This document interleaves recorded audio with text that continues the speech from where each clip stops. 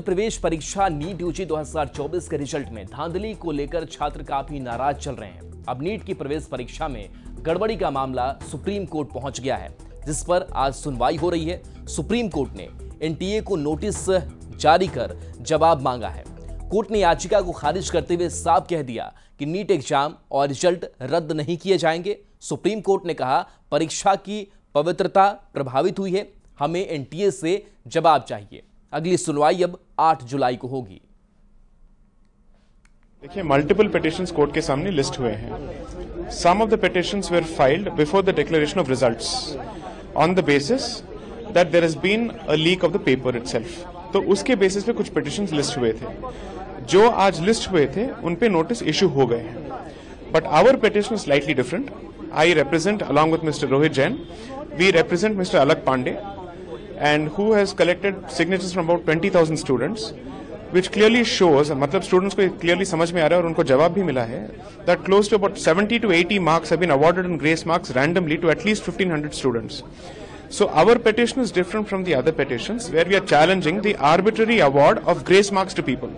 अगर किसी को 650 मिला है या 630 मिला है, उनको 720 भी मिल गया है, they become all India rank number 1, ऐसे भी हो चुका है। So what we have told the court that there is a very clear issue here.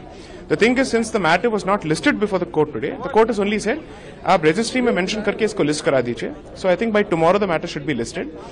हमारे matters के पहले जो matters list हुए थे उसमें already notice issue हो चुका है। So the court has indicated that our matter will also be taken up with the other matters and उसमें भी notice issue हो जाना चाहिए। But the court is clear that it will not stay the counseling process at this stage. So that is what the court has said.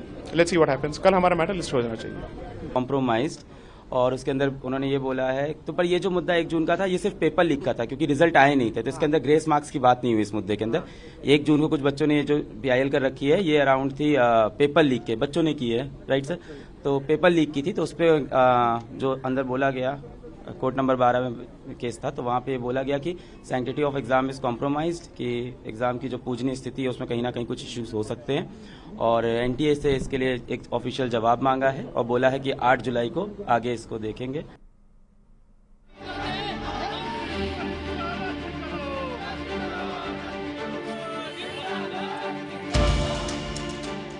NEET 2024 का result जारी होने के बाद दिल्ली से लेकर जबलपुर, कोटा से लेकर ग्वालियर और उत्तराखंड के बागेश्वर तक बवाल मचा हुआ है।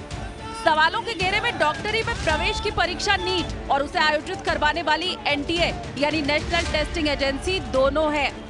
नीट में शामिल होने वाले छात्रों के आरोप बेहद गंभीर है। इसके पीछे की वजह इसका रिजल्ट, जिसे लेकर छात्र लगातार प्रदर्शन कर रहे हैं। नीट में 720 अंक का पेपर होता है। इस बार परीक्षा में 67 छात्रों ने पूरे 720 नंबर लाकर पहली रैंक हासिल की है, जबकि 2003 में 2, 2022 में 3 और 2021 में 1 छात्र ने टॉप किया था। इस बार टॉपर की मेरिट लिस्ट में 8 छात्रों के रोल नंबर तक एक ही सीरीज के हैं। इनमें से 6 को पहली रैंक मिली है और इन छात्रों ने हरियाणा के एक ही सेंटर से एग्जाम दिया है। एक ही सेंटर से 6 टॉपर ने भी बड़ा शक पैदा किया और सबसे बड़ा बवाल कुछ छात्रों के 718 और 719 नंबर लाने पर मचा है। इसके पीछे की वजह नीट का एग्जामिनेशन फॉर्मूला है। नीट में हर सवाल के सही जवाब पर 4 अंक मिलते हैं, जबकि गलत जवाब देने पर 1 अंक माइनस होता है। यानी सभी सवालों के सही जवाब देने पर ही 720 अंक मिलेंगे और अगर कोई छात्र एक सवाल का जवाब भी गलत देता है तो उसे 715 अंक मिलेंगे और कोई सवाल छोड़ने पर छात्र का स्कोर 716 रहेगा। यानी किसी भी हालत में 719 और 718 का फॉर्मूला फिट नहीं बैठ रहा। और नीट के चौंकाने वाले आंकड़े सामने आने के बाद देश भर में बवाल मच गया। जिन छात्रों ने नीट के एग्जाम दिए हैं वो सड़क पर उतर आए हैं, इसकी सीबीआई जांच की मांग कर रहे हैं। जब नीट में ऐसी धांधली हो सकती है, ओएमआर सीट के माध्यम से पेपर लीक हो सकते हैं, एग्जाम सेंटर में चीटिंग हो सकती है, तो नेट के एग्जाम में क्यों नहीं होगी? एज अ नेट एस्पिरेंट मुझे भी यह डर लग रहा है कि जब नीट में हो रहा है तो नेट में क्यों नहीं होगा। लेकिन उसकी अच्छे से पार्शियलिटी कर रहे हैं, उसमें किसी को ज़्यादा किसी को कम ग्रेस देकर टॉपर लाना, तो फिर हम कैसे अपना फ्यूचर देखें और कैसे एग्जाम देने का सोचें।